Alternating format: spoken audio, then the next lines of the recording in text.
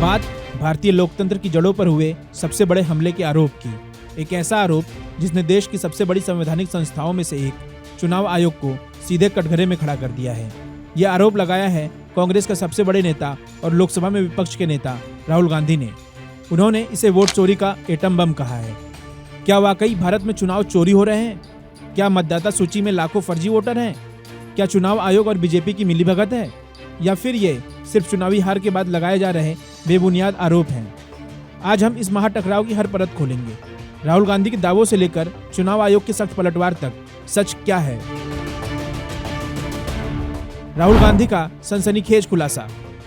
यह पूरा भूचाल तब आया जब राहुल गांधी ने एक प्रेस कॉन्फ्रेंस करके दावा किया कि बीजेपी चुनाव आयोग के साथ मिलकर चुनाव चुरा रही है। उन्होंने सिर्फ हवा में बात नहीं की, बल्कि कर्नाटक के बेंगलोर सेंट्रल लोकसभा सीट और उसके महादेवरपुर विधानसभा क्षेत्र का उदाहरण पेश किया। राहुल गांधी के मुताबिक सिर्फ एक विधानसभा क्षेत्र महादेवरपुरा में 1,250 वोटों की भयंकर चोरी हुई।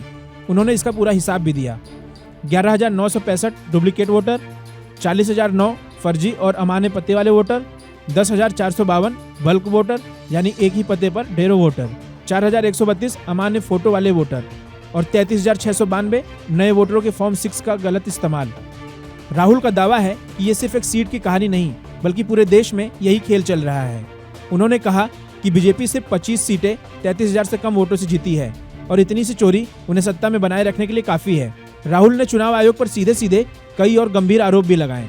उन्होंने कहा कि बीजेपी को कभी सत्ता विरोधी लहर का सामना क्यों नहीं करना पड़ता, एग्जिट पोल हमेशा इतने गलत कैसे साबित होते हैं, और सबसे बड़ा सवाल, चुनाव आयोग उन्हें मशीन से पढ़ने लायक वोटर लिस्ट क्यों नहीं देता। राहुल गांधी ने कहा, ये 7 फीट के कागज है, अगर हमें इलेक्ट्रॉनिक डेटा मिले तो धोखाधड़ी पकड़ने का ये काम 30 सेकंड में हो सकता है, लेकिन हमें ये कागज इसलिए दिए जाते हैं ताकि हम 6 महीने तक भी इसकी जांच न कर पाएं। चुनाव आयोग का कानूनी काउंटर अटैक। राहुल गांधी के इन एटम बम जैसे आरोपों पर चुनाव आयोग ने भी तुरंत पलटवार किया, लेकिन एक कानूनी दाव के साथ। कर्नाटक के मुख्य निर्वाचन अधिकारी ने राहुल गांधी को एक आधिकारिक पत्र भेजा। इस पत्र में कोई बहस नहीं थी, कोई सफाई नहीं थी, बल्कि एक सीधी चुनौती थी। आयोग ने राहुल गांधी से कहा कि वो अपने सभी आरोपों को एक शपथ पत्र पर साइन करके दें।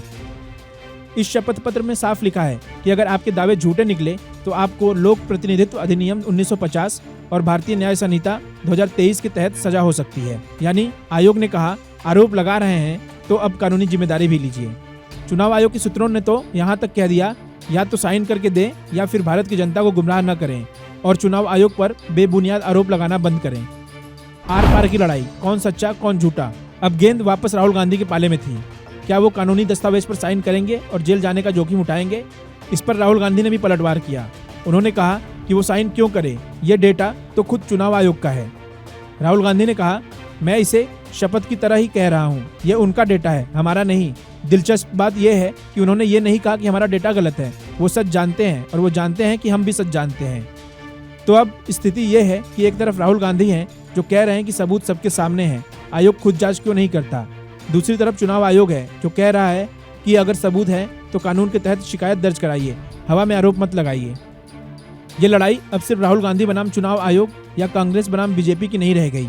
इसने कुछ बेहद बुनियादी और गंभीर सवाल खड़े कर दिए हैं। क्या भारत की चुनावी प्रक्रिया सच में इतनी कमजोर है कि उसमें लाखों फर्जी वोटर जोड़े जा सकते हैं? अगर राहुल गांधी के दावे सही हैं तो क्या ये लोकतंत्र की हत्या नहीं है? और अगर उनके दावे गलत हैं तो क्या ये देश की संवैधानिक संस्था पर एक सोचा समझा हमला नहीं है? चुनाव आयोग मशीन रीडेबल वोटर लिस्ट क्यों नहीं देता और राहुल गांधी कानूनी शपथ पत्र पर साइन क्यों नहीं कर रहे? इस टकराव का अंत चाहे जो भी हो, इसने लोकतंत्र के सबसे पवित्र ग्रंथ मतदाता सूची पर एक ऐसा प्रश्न चिन्ह लगा दिया है जिसका जवाब मिलना देश के हर नागरिक के लिए जरूरी है। क्योंकि अगर वोटर ही फर्जी है तो लोकतंत्र असली कैसे हो सकता है?